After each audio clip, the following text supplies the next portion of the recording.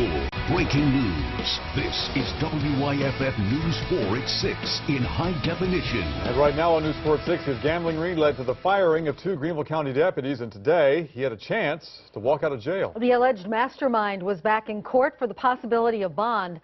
WYFF News 4's Angela Rodriguez joins us live and local outside of the federal courthouse.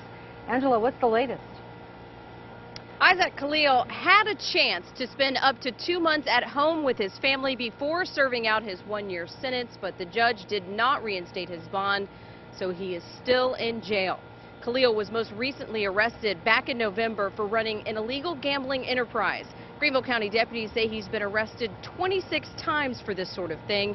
He got a break on his sentence for giving the FBI information, and this afternoon his wife spoke publicly for the first time. He has put his life and our life in danger by cooperating with them, and I feel they are not treating him fairly. Our cameras were rolling as Khalil was taken back to jail, and we do know that his attorney is appealing when it comes to the bond issue. Angela Rodriguez, WYFF News 4 live tonight in downtown Greenville. Angela, thank you. And on all this today, we did hear from the Greenville County Sheriff, Steve Loftus. He says he is glad Khalil's bond was denied.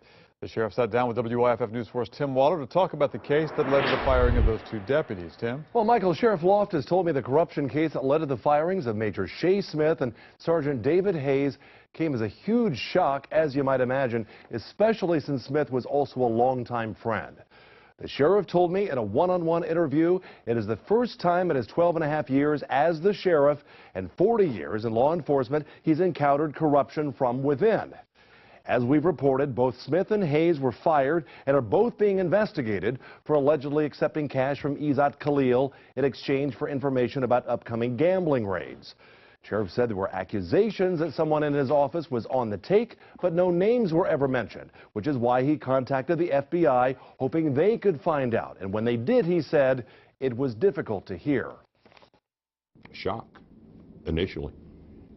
Because Shay Smith was one of my number 3 men in charge. So needless to say, you know, I'm human. It was heartbreaking. It was shocking. And we've been friends for a long, long time. Loftus said the case has been now turned over to the solicitor's office and says his own criminal investigation into Smith and Hayes is continuing. Carol? Thanks, Tim. The Ebola outbreak continues to take lives in West Africa. Now it's affecting missionary work from groups in the upstate and western North Carolina. News 4's Nigel Robertson has more. Encouragement. Meet Ronald Bergeron. I'm the founder and the president of Water of Life. He is not supposed to be in Greenville today. I am supposed to be in Sierra Leone, yep. Today I was supposed to arrive with a group of 3 other people. But his group didn't go. Fear, he said, kept them home. Fear of the Ebola outbreak that is spreading across Western Africa.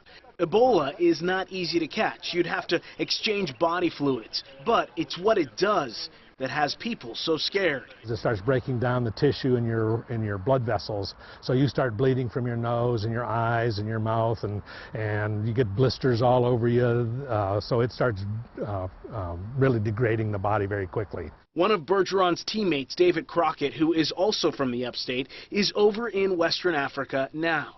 Here is how he described it. So people are going to the grocery store and they're wearing surgical masks and they're wearing surgical gloves and they're avoiding people. People are actually not allowing health workers into their villages because there's rumors that the health care workers are actually bringing it. Nigel Robertson, WYFF News 4, Greenville. And we have an update for you now on the 2 Americans working with Samaritan's Purse. In a statement today, the organization says Dr. Kent Brantley and Nancy Wright-Bowl have shown a slight improvement. However, both remain in serious condition in Liberia, where they are being treated for Ebola.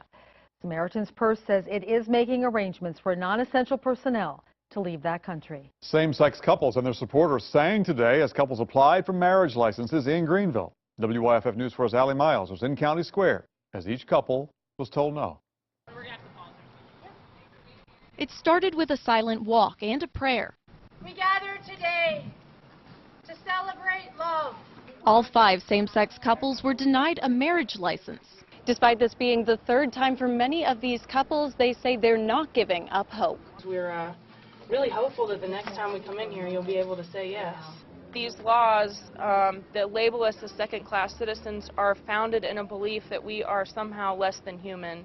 The Attorney General says it's his job to defend any and all South Carolina laws, stating, "Currently South Carolina's law remains intact, and of course our office will continue to defend it." Still, these couples wanted to use their rejection as a message. We're sons and brothers and sisters and daughters and nephews and nieces, and it feels great to send that message of love and positivity. Love, positivity, and determination. This is my home. I was born and raised here. I believe that I have the right to marry this woman in my hometown, and I intend to come back here and do just that. In Greenville, Allie Miles, WYFF News 4.